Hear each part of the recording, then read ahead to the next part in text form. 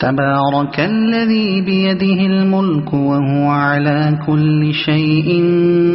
قدير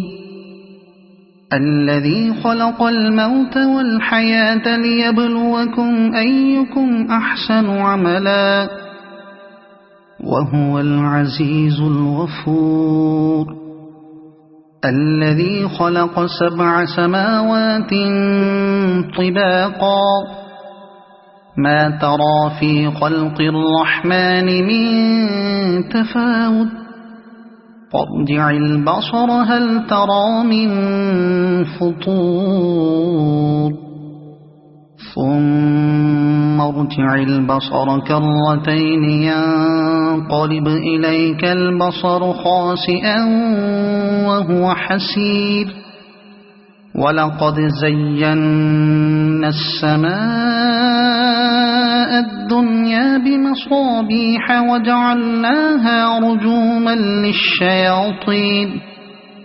وجعلناها رجوما للشياطين وأعتدنا لهم عذاب السعير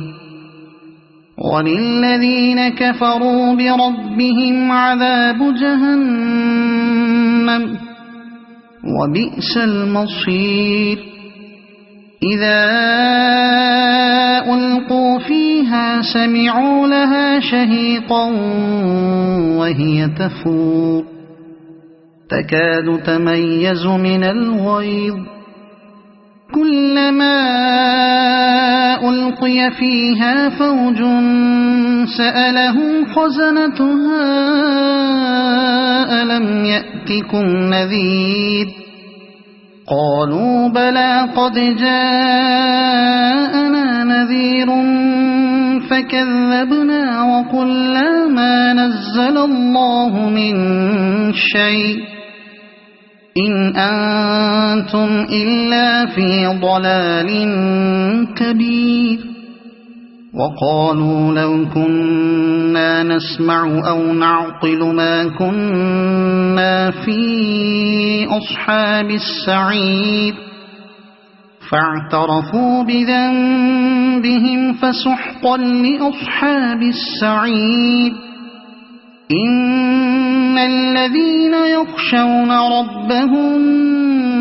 بالغيب لهم مغفرة وأجر كبير وأسروا قولكم أو اجهروا به إنه عليم بذات الصدور ألا يعلم من خلق وهو اللطيف الخبير هو الذي جعل لكم الأرض ذلولا فامشوا في مناكبها وكلوا من رزقه وإليه النشور أأمنتم من في السماء أن يخسف بكم الأرض فإذا هي تمور أم أمنتم من في السماء أن يرسل عليكم حاصبا فستعلمون كيف نذير ولقد كذب الذين من قبلهم فكيف كان نكير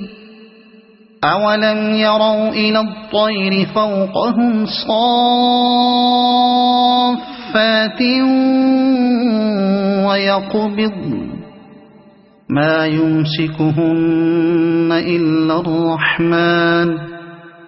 إنه بكل شيء بصير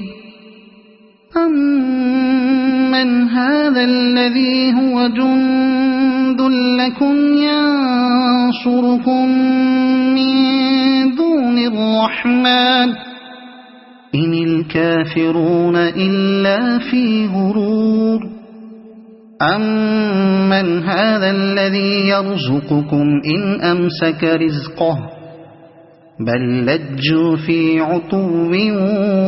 ونفور أفمن يمشي مكبا على وجهه أهدى أمن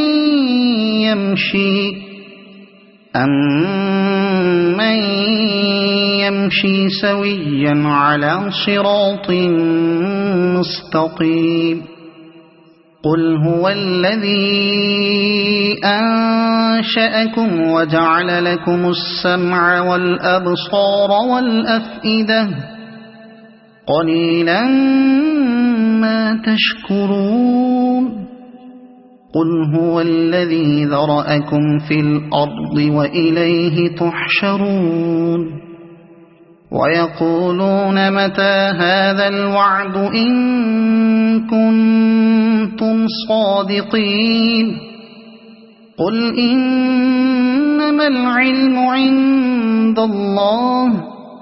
وإنما أنا نذير مبين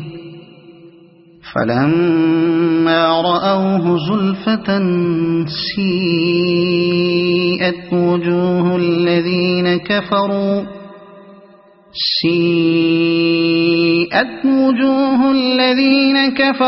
وقيل هذا الذي كنتم به تدعون قل أرأيتم إن أهلكني الله ومن معي أو رحمنا فمن يجير الكافرين من عذاب أليم قل هو الرحمن آمنا به وعليه توكلنا فستعلمون من هو في ضلال مبين قل أرأيتم إن أصبح ماؤكم غورا فمن يأتيكم بماء معين